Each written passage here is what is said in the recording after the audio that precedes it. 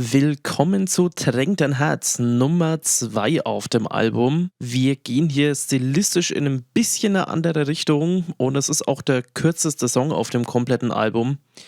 Wir hatten uns gedacht, nach dem Knaller Awakening müssen wir jetzt nicht unbedingt nochmal mit einem längeren Epos mit wechselnden Parts anfangen. Deswegen haben wir hier insgesamt eigentlich eine relativ übersichtliche Struktur. Wir machen hier keine großen Spielereien. Es gibt zum Beispiel keine Tonartwechsel, es gibt keine Taktwechsel. Es ist bewusst ein sehr einfacher, eher simplerer Song. Soweit ich weiß, hatten wir Tränk dein Herz 2014 schon mal live gespielt, in einer etwas anders arrangierten Form. Das Tempo war auch höher. Wir haben später die BPM reduziert, um den Song nicht mehr ganz so hektisch zu machen. Und dadurch schiebt das einfach noch mehr. Während das Orchester eher in den Hintergrund drückt, kommen die Gitarren weiter nach vorne und Melodien werden von Folkinstrumenten oder auch der Gitarre getragen. Der Bass spielt eigentlich einen traditionellen Wechselbass.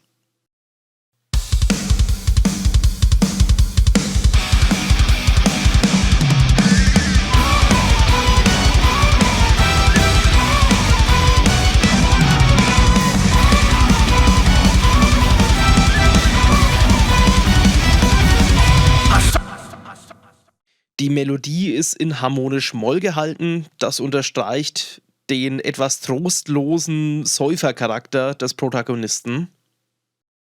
Das Ganze ist relativ hart gespielt. Gitarren und Schlagzeug spielen im Wechsel sogenannte Gallops und Sechzehntel.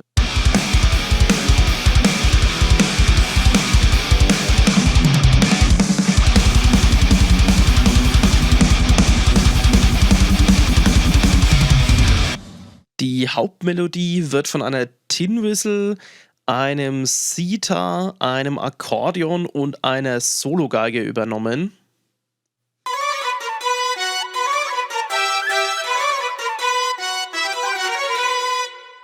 Das Orchester greift eigentlich das Wechselbassmotiv auf, das die Bassgitarre übernimmt.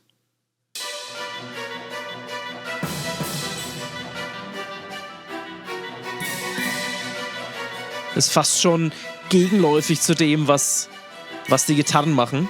Während die Drums am Anfang ausschließlich Gallops gespielt hatten, haben wir das Ganze geändert zu einer Double-Time-Begleitung, weil das mehr Tanzcharakter hat. Und genau das wollten wir rüberbringen an der Stelle. Das passt auch optimal zu dem, was der Bass später macht.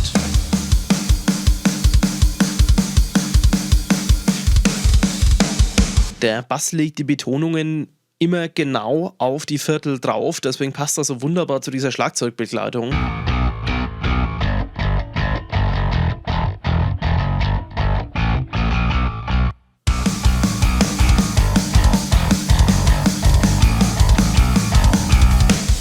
Norbert meint auch, wenn er die Möglichkeit hätte, würde er den kompletten Song statt mit Bass lieber mit einer Tuba oder einem Sousaphon spielen. Da bin ich gespannt, ob das irgendwann mal passiert. Alleine aus dem Titel wird für die meisten wahrscheinlich schon klar sein, worum es hier darum geht, nämlich um Trinken. Aber wir trinken nicht nur irgendwas. In diesem Lied trinken wir das stärkste Bockbier unserer Region Bamberg, nämlich den Bambergator.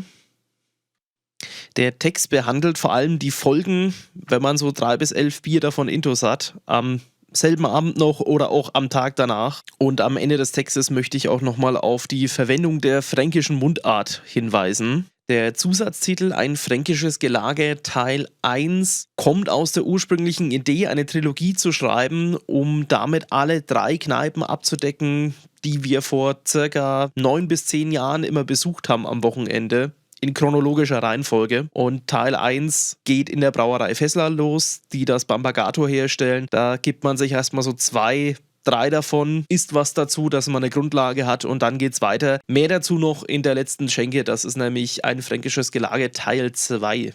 Wir haben nicht jeden kleinsten Fehler behoben in dem Song. Das heißt, wenn ein Instrument timingmäßig nicht ganz korrekt war, haben wir das trotzdem so drin gelassen, um den etwas angetrunkenen Zustand zu unterstreichen. Auch der Hall ist hier bewusst anders gewählt als zum Beispiel bei The Awakening. Awakening hat einen sehr großen Orchesterraumhall, während Tränk dein Herz einen kompakten Hall hat, vergleichbar mit einer Gaststätte oder einem kleinen Saal. Im Chorus haben wir eigentlich 2 Melodien, die sich abwechseln. Das ist ein aufsteigendes und ein absteigendes Motiv mit einer wechselnden Instrumentierung und verschiedenen Tonlagen.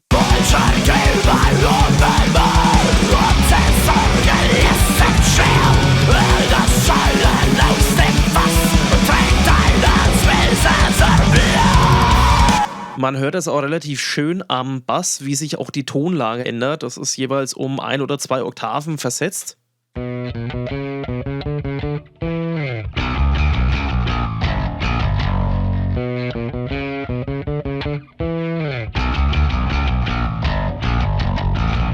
Ebenso beim Schlagzeug der Wechsel vom Hi-Hat auf das Ride.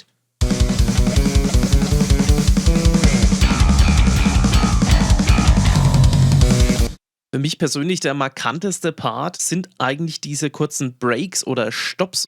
Dazu eine kurze Hintergrundgeschichte. Ein guter Freund von uns, der Manu, der auch immer bei uns bei den Backing Vocals für die Songs mitsingt, hatte uns eine Wette gestellt, dass wenn wir es schaffen, eine bestimmte Liste an Instrumenten in einem Song an einer Stelle unterzubekommen, kriegen wir einen Kasten Bier von ihm geschenkt. Und wer wären wir, wenn wir diese Wette nicht annehmen würden? Ich muss den Manu leider enttäuschen. Wir haben leider bei der Suche nach einem Trumscheit oder einer sogenannten Nonnentrompete aufgegeben. Wir haben niemanden gefunden, der so ein Instrument besitzt. Keine Sample Libraries dazu gefunden. Es tut uns leid, Manu, das ist das einzige Instrument, das in dieser Liste noch fehlt. Aber ich lasse euch jetzt mal reinhören, wie zumindest das klingt.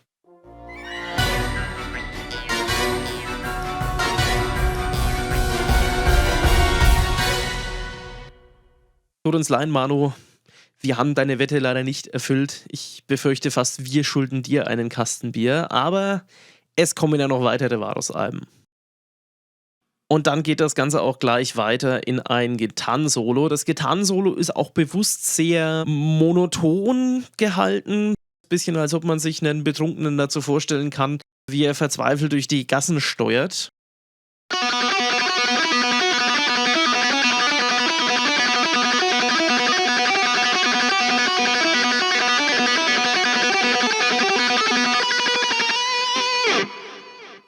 Bei den zweiten Stops ist ein kleines Schlagzeugsolo drin. Wir hatten den Max damit ins kalte Wasser geschmissen, weil ich glaube, als wir den Song das erste Mal gespielt hatten, wusste er gar nicht, dass da ein Schlagzeugsolo drin sein soll. Der Klassiker war dann bei den Proben einfach ins Mikrofon reinzubrüllen, der Max an den Drums! Er musste sich dann mal spontan irgendwas aus dem Hut zaubern. Auf jeden Fall klingt das fast schon nach einem klassischen Rock-Drum-Solo mit ein paar Synkopen, ein paar Triolen drin. Ich finde, es ist sehr gelungen.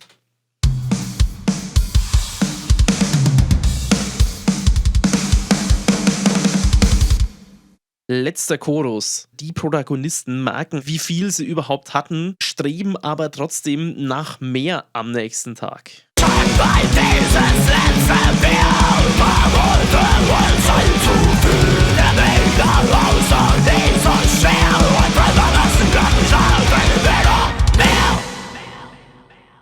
Das war Tränkt dein Herz. Kurz und bündig. Ich hoffe, es hat euch gefallen und bis zum nächsten Mal.